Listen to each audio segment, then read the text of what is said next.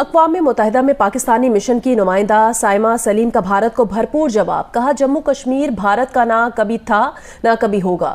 بھارت نے کشمیر پر جابرانہ قبضہ کر رکھا ہے. ایک ہاتھ میں کٹورا دوسرے ہاتھ میں آتنکی فیکٹری کی چابی لیے گھوم رہے پاکستان نے پھر سے بھارت کے خلاف دنیا کے منچ سے رونا دھونا شروع کیا. پھر کیا تھا؟ بھارت نے یونائیٹڈ نیشن کی بڑی سبھا میں پاکستان کی وہ زوردار دھلائی کی کہ اب وہ گھبرا گیا ہے. You called Pakistan, your neighbor, the epicenter of terrorism. Well, I did it again today without using the word Pakistan.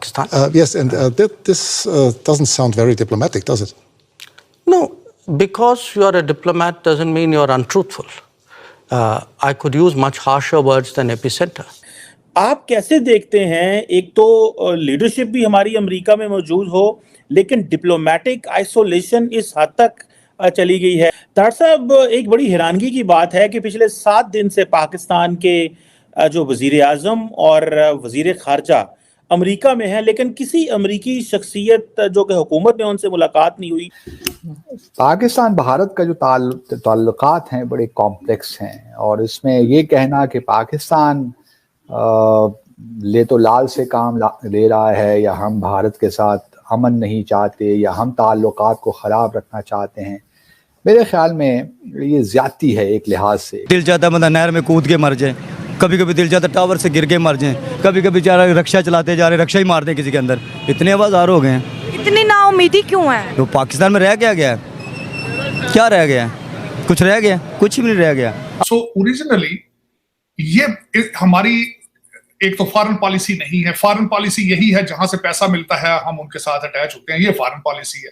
Under these circle کے ساتھ بیٹھے اکراس دا ٹیبل اور جموں اور کشمیر کے تنازع کو کشمیریوں کی سیاسی امنگوں کے مطابق حل کرنے کی کوشش کرے.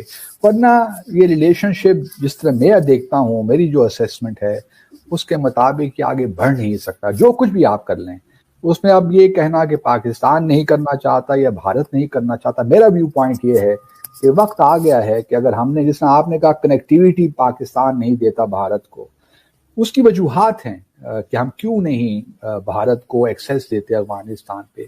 جب میوچل ہاسٹیلیٹی ہوتی ہے، باہمی اعتماد نہیں ہوتا. مثال کے طور پر آپ کو میں مثال دوں کہ اگر ایک ٹرک یا کنٹینر سامان لے کر آ رہا ہے، بھارت کا ایکسپورٹ جا رہی ہے تھرو پاکستان واگا کے تھرو، اور وہ لاہور سے آتے آتے پشاور پہنچتی ہے، وہ خدا نہ خواستہ اس دوران اس کنٹینر کے ساتھ کچھ ہو جاتا ہے، کوئی قتل ہو جاتا ہے، کوئی بام ایکسپلوڈ ہو جاتا ہے، کوئی ایکسیڈنٹ ہو جاتا ہے، کچھ اور چیز ہو جاتی ہے، تو اس کے ریپرکشنز کیا ہوں گے آپ بھی جانتے ہو، میں بھی جانتا ہوں. تو جب تک ایک میوچل ٹرسٹ قائم نہیں ہوتا اس وقت تک اس قسم کی جو چیزیں ہیں کنیکٹیویٹی کی، ریجن انٹیگریشن کی، یہ سارے ہماری خواہشات تو ہو سکتی ہیں لیکن ان کو آپ امپلیمنٹ نہیں کر سکتے. نقطہ یہ ہے کہ کیا بھارت سنجیدہ ہے جموں اور کشمیر کے تنازع کو حل کرنے کے لیے؟ اگر آپ مجھ سے میری ایمانداری کی آنیسٹی سے پوچھیں تو مجھے نہیں لگتا کہ بھارت سنجیدہ ہے. وہ چاہتا ہے کہ جموں اور کشمیر کو اپنی ٹرمز پہ وہ ریزالو کرے، اور اس طرح ہم نے دیکھا 5 اگست 2019 کو بھارت نے یونائٹڈ نیشنز کی قراردادوں کے خلاف، شملہ ایگریمنٹ کے خلاف، لاہور ڈکلیریشن کے خلاف، آپ کچھ بھی اٹھا کے دیکھ لیجئے، اس کی خلاف ورزی کرتے ہوئے جو اقدامات اس نے لیے وہ بالکل غیر ضروری تھے ایک حساب سے. اور اگر بھارت کو اب بھی یہ ایک ایروگنس یا ہوبرس ہے اور اعتماد ہے کہ وہ جموں اور کشمیر کے معاملات کو اس طرح ٹھیک کر لے گا، تو دیکھتے ہیں. آئیے تو اب کشمیری خود بتائیں گے کہ انہوں نے آیا ایکسیپٹ کیا کہ نہیں کیا، اور وہ اپنی جدوجہد کو کس طرح آگے لے کر جانا چاہتے ہیں. لیکن سر ہم نے تو یہ دیکھا کہ وہاں پہ ڈیولپمنٹ ہو رہی ہے. جس وقت 370 اور 35A ہٹایا گیا تھا تو پاکستان کی طرف سے کوئی بات نہیں کی گئی. عمران خان کی گورنمنٹ تھی اور بالکل خاموش رہے، کسی قسم کا کوئی بات یا کوئی سخت قسم کا اسٹیٹمنٹ یا کچھ نہیں کیا، سوائے اس کے کہ ہاں ٹھیک ہے ہر فرائیڈے کو وہ کہتے تھے 5 منٹ کے لیے کھڑے ہو جائیں اور اس قسم کی چیزیں ہوئی. اس سے زیادہ کچھ نہیں. ساتھ ساتھ جو ہمارے آرمی چیف تھے پہلے باجوہ صاحب، انہوں نے بھی کہا کہ ہم 10 سے 20 سال کے لیے جو ہے یہ کشمیر ایشو کو سائڈ پہ رکھ دیں اور اس کے بعد بھارت سے باقی چیزوں میں بات کریں، چاہے وہ ٹریڈ ہو یا کچھ بھی.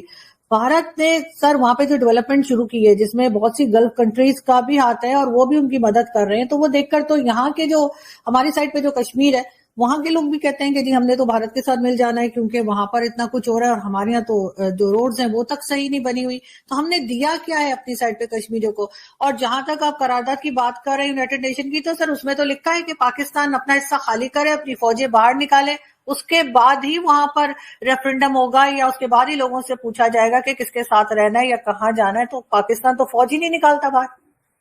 اچھا، آپ نے 2 سوال کیے. جب آپ کا دوسرا سوال ہے اس کا جواب میں پہلے دے دیتا ہوں، کیونکہ بھارت میں بھی یہ بڑا پروپیگنڈا کیا جاتا ہے کہ پاکستان نے خود اقوام متحدہ کی قراردادوں پہ عمل درآمد نہیں کیا اور وہ بھارت سے ہی تقاضا کرتا ہے کہ پلیبسٹ وہاں پہ کروایا جائے. دیکھیے، جس قرارداد کا آپ ریفرنس دے رہی ہیں یہ 13 اگست 1948 کی قرارداد ہے، United nations commission for India and Pakistan. یہ یاد رہے کہ یونائٹڈ نیشن سیکورٹی کونسل کی قرارداد نہیں ہے، جو United nations commission for India and Pakistan UNCIP کی قرارداد ہے 13 اگست 1948 کی. اس میں بالکل آپ صحیح فرما رہی ہیں کہ یہ کہا گیا تھا کہ پاکستان آزاد جموں اور کشمیر سے اپنی فوجوں کو اور جو بھی ٹرائبلز وہاں تھے ان کو وہاں سے وڈرا کرے. لیکن پاکستان نے کبھی بھی اس ریزولوشن کو، اگر آپ پورا UN کا سیکورٹی کونسل کا ریکارڈ پڑھیں، پاکستان نے کبھی بھی اس ریزولوشن کو تسلیم نہیں کیا. ہمارے بہت سے تحفظات ہیں اس کے بارے میں، اس لیے ہم دوبارہ یونائٹڈ نیشن سیکورٹی کونسل واپس گئے کہ جی ہمیں یہ منظور نہیں ہے، کیونکہ جو ہی ہم نے اپنی وڈرا کی تو ہمیں یہ خدشہ ہے کہ بھارت